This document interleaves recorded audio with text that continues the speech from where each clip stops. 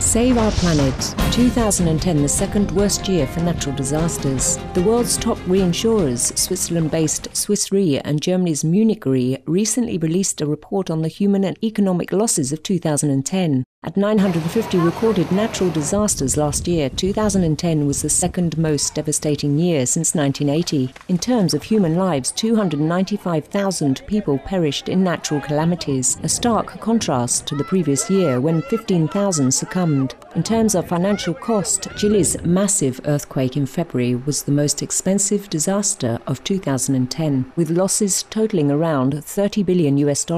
Combined with Haiti's calamitous quake in January, these two disasters were among the 5 worst in 2010, which also included the quake in central China, the heatwave across Russia, and widespread floods in Pakistan. The worldwide economic loss in 2010 of $222 billion from natural disasters was more than triple that of 2009. Munich Re's report read, "The high number of weather-related natural catastrophes and record temperatures both globally and in different regions of the world provide further indication of advancing climate change." Seen on a global level, 2010 most probably has been the warmest year since we have started records 130 years ago.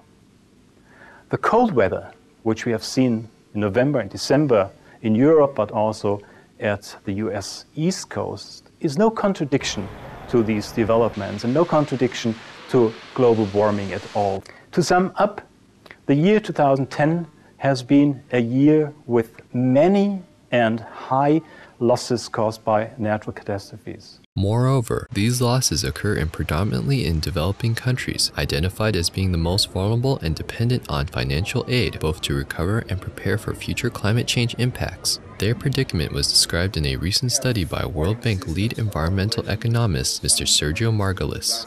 If countries need to adapt, what would it cost if the world is going on a 2-degree trajectory?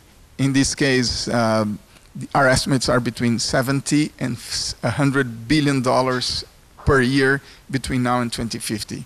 So it's a lot of money every year. We want to avoid, if we can. We shouldn't play with this and make things worse. We thank Munich Re, Swiss Re, Mr. Margulis and the World Bank for your research quantifying the harrowing tolls of climate change, especially in terms of precious human lives. May this help to awaken everyone to the need to protect one another, our animal co-inhabitants and our shared planetary environment. Addressing the high cost of climate change-induced devastation during an April 2009 video conference in South Korea, Supreme Master Ching Hai highlighted the #1 action needed to safeguard all beings on Earth.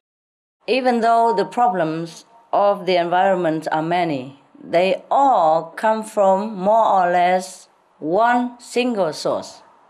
That is the meat industry. Recently, for example, a study conducted in the Netherlands found that the estimated total cost to reduce greenhouse gas emissions to a level where the Earth would still be habitable, that total cost was estimated as $40 trillion. If all the people became vegan on this planet, the cost would reduce to $8 trillion only to save the planet. With savings like the one just mentioned, we could invest in other life-improving measures, such as ensuring adequate food and shelter, education for more people in the world. And more people would automatically have food if everyone goes vegan.